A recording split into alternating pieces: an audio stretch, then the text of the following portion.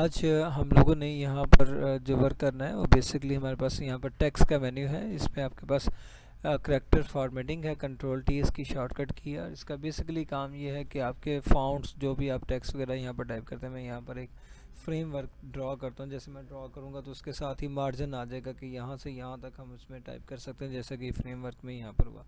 मैं यहाँ पर कोई भी टेक्स्ट टाइप करता हूँ। टेक्स्ट टाइप करने के बाद मैं इस टेक्स्ट को सिलेक्ट कर लेता हूँ। ठीक है, सिलेक्ट करने के बाद यहाँ पर इसका राइटिंग स्टाइल में चेंज करना चाहता हूँ, तो ये लें, यहाँ पर आएँ, क्लिक करें, एरियल के बजाय एरियल ब्लैंक कर दें। यहाँ कोई और राइटिंग स्टाइल इसमें से सिलेक्ट करें, कोई भी राइटिंग स्टाइल्स आपका यहाँ से भी हो जाएगा। प्रॉपर्टीज़ बार के अंदर भी आपके पास ये राइटिंग स्टाइल्स की ऑप्शंस हैं, इनसे भी आपका राइटिंग स्टाइल जो है वो चेंज हो जाएगा।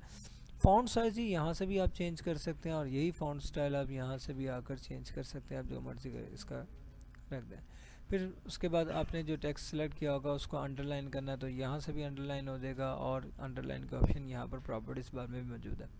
अलाइन करना चाहते हैं जी, लेफ़्ट अलाइन है आपके पास, राइट अलाइन की ऑप्शंस है, सेंटर लाइन है, ये ऑप्शंस यहाँ पर भी मौजूद है, और यही ऑप्शंस आपके पास यहाँ पर भी मौजूद है। ठीक है, जस्टिफाई करेंगे तो ये आपके पास जस्टिफाई किया हुआ फुल जस्टिफाई दोनों साइडों से इक्वल मीन्स मतलब ये है कि यहाँ पर आपने लिखा, और अगर टेक्स्ट कहीं पर छोटा बड़ा आ गया तो वो खुद ब खुद उसे एडजस्ट कर देगा, खुद ब खुद उसको एडजस्ट कर देगा, बड़ा कर देगा। ठीक है, अदरवाइज लेफ़्ट लाइन में राइट लाइन में ये एक साइड पर होगा। जस्टिफाई करेंगे तो ये आपका फुल लेफ़्ट राइट से इक्वली आपको शो करवाएगा।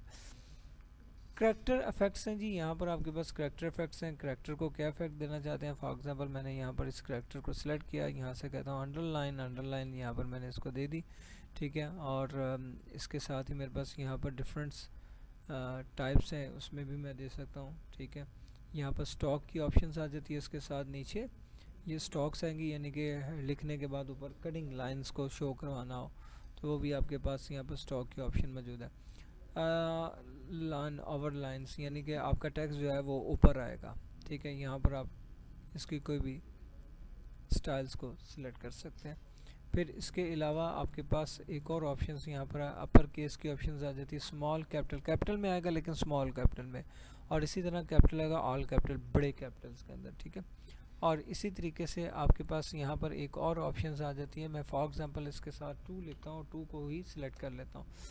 ठीक है, इसमें ऑप्शंस आती है आपके पास, यहाँ पर चेक कीजिएगा, सुपरस्क्रिप्ट की, ठीक है, और सबस्क्रिप्ट के। सबस्क्रिप्ट करेंगे तो आपको पावर आने के बजाय ऑपोजिट डाउन शो स्केल में आ जाएगा, और अगर मैं इसे सुपरस्क्रिप्ट करूँगा तो ये इसकी पावर्स काउंट हो जाएगी। ये बेसिकली ये तमाम ऑप्शंस आपकी एमएस वर्ड में भी यूज़ होती हैं। ठीक है, वही ऑप्शंस यहाँ पर भी हैं।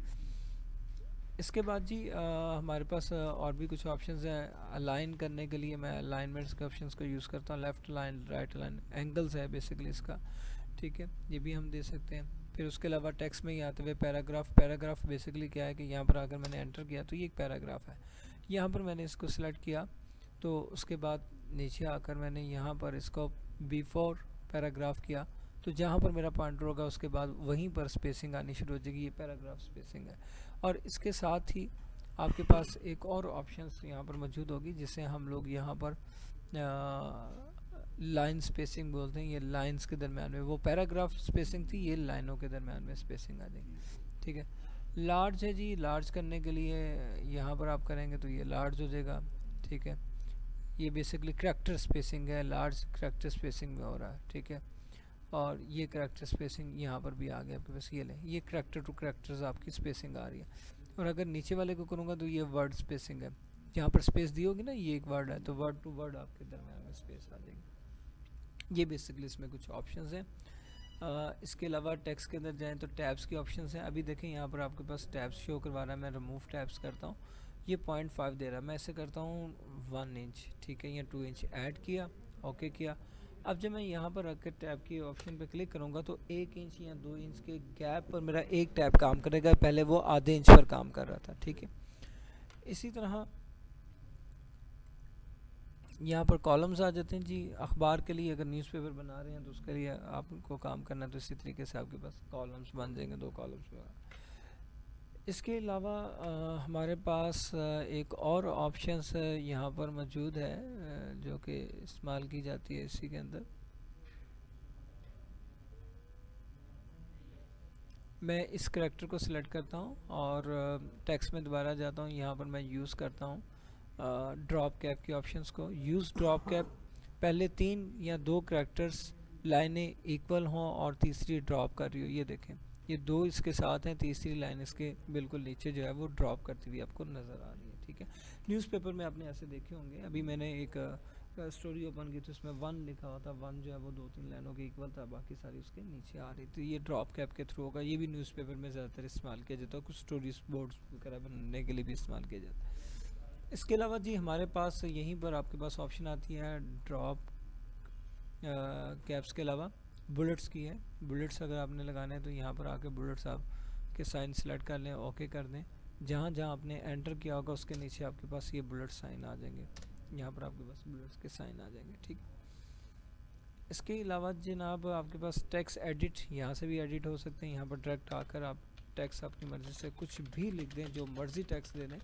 ठीक है, ये लें, ये पूरा अभी एक पैरा चल रहा है और जब तक मैं एंटर नहीं करूँगा आपका ये एक ही पैरा चलता जाएगा। जैसे मैं एंटर करता हूँ तो बुलेट्स भी आ गए और साथ में वो पैरा भी कंसीडर हो रहा है। ठीक है, ओके किया, वहाँ पर आपके पास वही सारा टेक्स्ट आ रहा है जो मैंने एडिट मोड में जाकर चेंज किया था। ठीक है जी, बात समझ में आ गई, क्लियर हो गया कॉन्सेप्ट इसमें।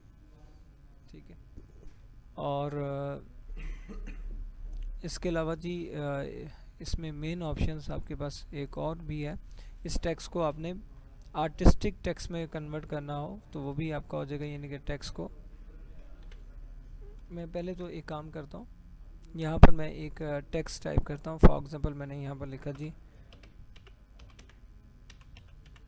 पाकिस्तान। ठीक है, और उसके बाद यहाँ पर एक सर्कल ड्रॉ कर लिया, ये वाला। मैं कहता हूँ कि ये पाकिस्तान इसके ऊपर लिखा हुआ नज़र आए। ठीक है, ऐसे ही गुलाई में ही आए। टेक्स्ट में गया, टेक्स्ट में जाकर फिट टू टेक्स्ट पाथ के ऑप्शन पे क्लिक किया और इस पाथ पर आकर क्लिक कर दिया। जहाँ मर्जी अंदर ले आए, बाहर ले आए, जहाँ मर्जी से रख के जो भी बनाया हुआ, सर्कल हो, रेक्टेंगल हो, जिगजैग लाइंस हो, उसके ऊपर वैसे ही आ जाएगा। अब यहाँ पर इसका स्टाइल्स आप दे सकते हैं, थोड़ा सा लेफ़्ट हो, राइट हो। ठीक है, या फिर उसके अलावा भी आप इसमें एंगल्स ये चेंज कर सकते हैं। ये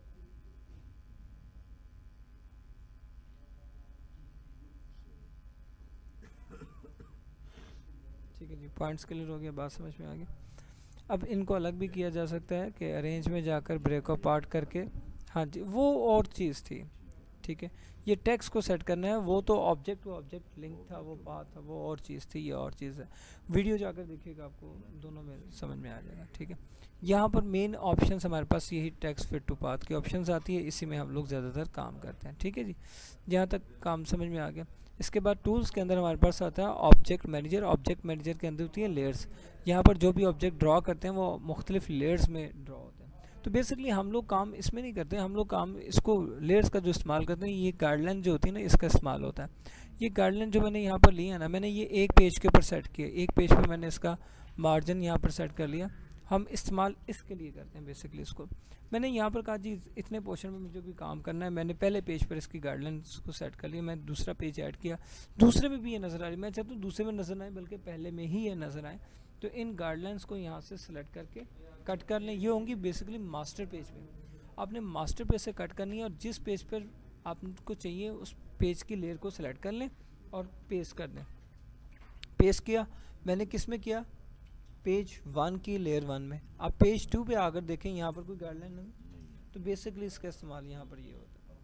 ठीक है, तो ये सबसे अहम काम इसमें ये किया जाता है। और उसके अलावा इसके अंदर एक और ऑप्शन होती है अनडू डकर की। अनडू डकर को यूज़ करेंगे तो यहाँ पर कंट्रोल जी करके हम बैक पे नहीं जाएंगे, किसी भी ऑप्शन में मिड पे आकर क्लिक कर दिया, स्टार्टिंग को क्लिक कर दिया, ये अनडू डकर्स का काम है।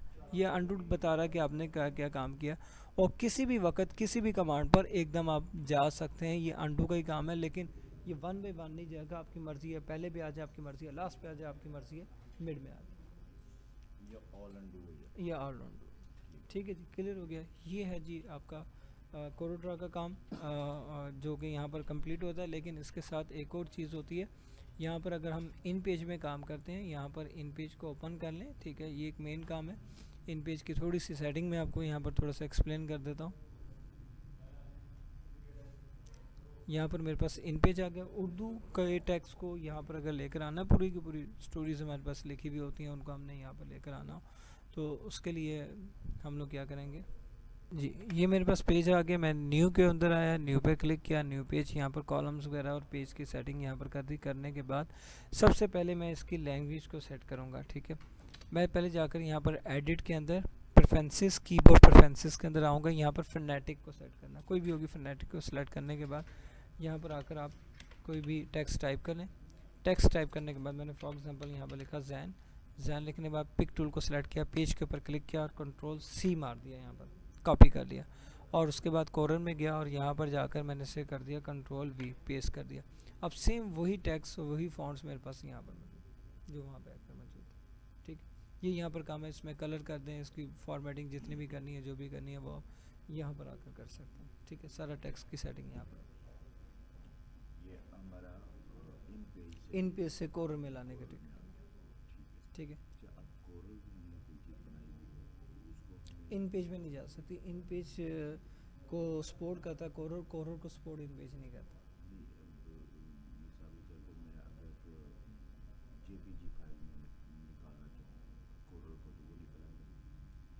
जेपीजी कोरल के अंदर कॉल करवानी है, हाँ कोरल के अंदर तो कॉल हो जाएगी, हाँ जिफ बन जाएगी, जब जिफ बन जाएगी वो आप क्या करेंगे, ये फॉर एग्जांपल ये फाइल है, यहाँ पर करेंगे एक्सपोर्ट।